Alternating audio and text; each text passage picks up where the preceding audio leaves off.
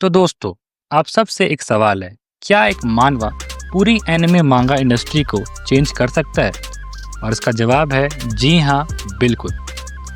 This was not just an ordinary story, this was a revolution for मानवा industry.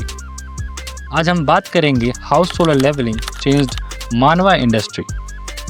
इस चीज़ को हम 6 pages में डिवाइड करेंगे। सबसे पहला द बिगिनिंग, दूसरा why solo leveling is different, तीसरा ग्लोबल इम्पैक्ट, चौथा एनिमे एडेप्टेशन, पांचवा fandom and legacy and the last conclusion. तो चलिए वीडियो को ज़्यादा देरी ना करते हुए वीडियो स्टार्ट करते हैं। तो दोस्तों, अब हम बात करेंगे कि कैसे सोलो लेवलिंग की शुरुआत हुई। सोलो लेवलिंग की शुरुआत 14 फरवरी 2014 में एज अ वेब नॉवल के तौर पे हुई थी, जिसको अपना वेब कॉमिक लॉन्च 25 जुलाई 2018 को मिला। और जो लोग वेब नॉवल और वेब कॉमिक के बीच में डिफ्रेंशिएट नहीं कर पा रहे, उनके लिए मैं बता दूं, वेब नॉवल एक टेक्स्ट फॉर्म में होता है और एक web comic text plus animation style में होता है। वेब कॉमिक को हम मानवा भी कहते हैं। इसकी मानवा लॉन्च होने के बाद ही इसको बहुत ज़्यादा पॉपुलैरिटी में बूस्ट मिला।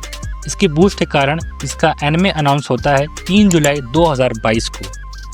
और देखा जाए तो सोलो लेवलिंग से पहले कोरियन मानवा ज़्यादा लोगों के बीच पॉपुलर नहीं था। ज़्यादातर लोग जानते ही नहीं थे मानवा होता क्या है। ज़्यादातर लोग मांगा ही पढ़ते थे। लेकिन फिर एंट्री हुई हमारे हीरो संग जिनवू की, एक ऐसा बंदा जो दुनिया का सबसे कमज़ोर हंटर था और धीरे धीरे बन जाता है दुनिया का सबसे पावरफुल हंटर। तो दोस्तों, अब हम बात करेंगे कि आखिर सोलो लेवलिंग में ऐसा क्या खास था कि वो आज इतनी बड़ी हिट बन गया है। सबसे पहले हम बात करेंगे इसके आर्टवर्क की। सोलो लेवलिंग का आर्टवर्क इसके हर फाइट सीन में दिखता था। इसके हर फाइट सीन इतने डिटेल्ड और स्टाइलिश थे कि रीडर्स का ध्यान इनसे हटता ही नहीं था। और इसीलिए आज भी लोग सोलो लेवलिंग की मानवा को और उसके एनिमे को कंपेयर करते रहते हैं। लोगों का ये मानना है कि सोलो लेवलिंग का एनिमे उसकी मानवा की बराबरी नहीं कर पाया। देखा जाए तो उनका ये मानना है कि जिनवू का ऑरा फार्मिंग उसकी मानवा में ज़्यादा बेटर है उसके एनिमे से। वेल, ये तो हो गया हमारा पहला point. Let's get to next point, जो कि है पावर फैंटेसी। एक परफेक्ट पावर फैंटेसी। हर इंसान चाहता है कि उसकी लाइफ में एक दिन ऐसा आए जहाँ वो ज़ीरो से हीरो बन जाए। और जिनवू की कहानी में वही सपना सबका सब सच हो जाता है। तो अब हम बात करेंगे इसके ग्लोबल इम्पैक्ट पे। 2021 तक सोलो लेवलिंग को वेबटून और टैपेटून पे सबसे ज़्यादा रीड किया गया मानवा माना गया। इसके ऑफिशियल इंग्लिश रिलीज से पहले ही इसके चैप्टर्स को फैन ट्रांसलेटेड वर्जन्स में दुनिया भर में रिलीज कर दिया गया। ये इतना पॉपुलर हुआ कि रेडिट और डिस्कॉर्ड पर हंड्रेड्स ऑफ फैन कम्युनिटीज बन गई। फैंस ने इतना प्रेशर बनाया कि फाइनली 2022 में A1 पिक्चर्स वालों ने इसका एनिमे एडेप्टेशन आखिरकार अनाउंस कर ही दिया। सोलो लेवलिंग ने कोरियन वेबटून को जापान, अमेरिका और यूरोप तक मेन स्ट्रीम बना दिया। ये एक गेटवे मानवा बन गया जिसे लोग और कोरियन सीरीज एक्सप्लोर करने लगे। इसके ऊपर मोबाइल RPG गेम बना है और इसका ऑफिशियल OST भी रिलीज हुआ है और मर्चेंडाइज वर्ल्ड वाइड बिकने लगी। ये सब यूजुअली जापानीज मांगा या फिर एनिमे के साथ ही होता है, but this time it's different because of solo leveling. दोस्तों, सोलो लेवलिंग सिर्फ एक मानवा नहीं था, ये एक ऐसी वेव थी जिसने कोरियन वेबटून्स को ग्लोबल स्टेज पर लाकर खड़ा कर दिया। आज जो क्रेज हम वेबटून कल्चर के लिए देखते हैं, उसकी सबसे बड़ी वजह एक ही नाम है, जिसका नाम है सोलो लेवलिंग। और आखिरकार वो दिन आ ही गया जब सोलो लेवलिंग का एनिमे अनाउंस हुआ। उसका एनिमे अनाउंस होते ही हर जगह, चाहे वो इंस्टाग्राम हो, चाहे वो यूट्यूब हो, चाहे वो ट्विटर हो, हर जगह बस एक ही नाम, solo leveling, solo leveling. Internet was literally shattered into pieces after the announcement of solo leveling.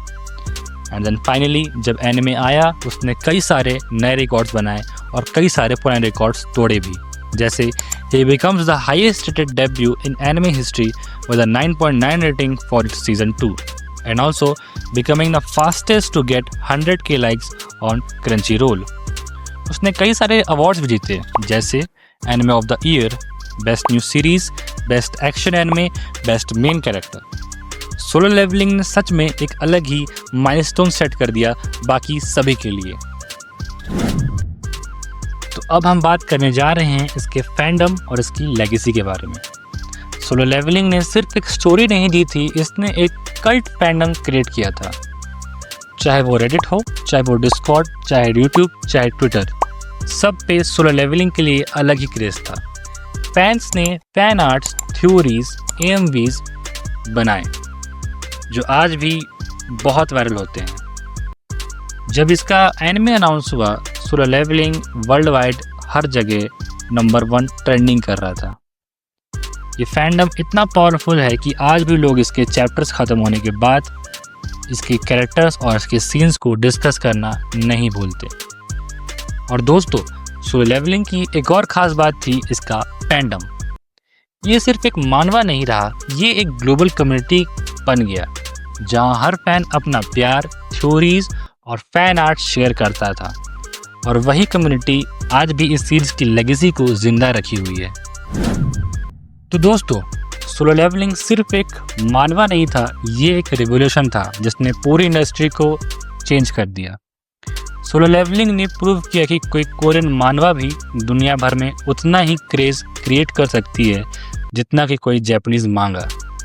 इसने एक नई सोच दी, जैसे कि high quality artwork, game like system और एक अंडरडॉग की कहानी।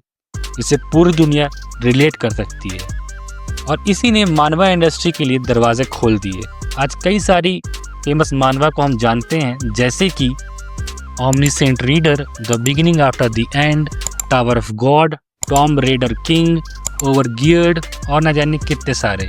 और जितने नए रीडर्स वेबटून्स एक्सप्लोर कर रहे हैं, उनके पीछे एक ही कैटलिस्ट था, जो था सोलो लेवलिंग। और शायद इसीलिए हम कहते हैं सोलो लेवलिंग एक मूवमेंट था जहाँ से मानवा इंडस्ट्री का गोल्डन एरा शुरू हुआ। एंड एट द लास्ट मुझे आप सबसे एक सवाल है कि आपको क्या लगता है कि अगली ऐसी कौन सी मानवा की एनिमे एडेप्टेशन होगी जो सोलो लेवलिंग जैसी हाइप वापस क्रिएट कर पाएगी? प्लीज़ मुझे इसका आंसर कमेंट सेक्शन में बताइए, क्योंकि मैं आपके सारे कमेंट पढ़ूंगा। और अगर वीडियो पसंद आई हो तो वीडियो को लाइक और सब्सक्राइब करना बिल्कुल ना भूलें। और अगली वीडियो किस चीज़ पे चाहिए ये भी इस कमेंट सेक्शन में बिल्कुल बताना। मिलते हैं नेक्स्ट वीडियो में, तब तक के लिए लेवलिंग अप।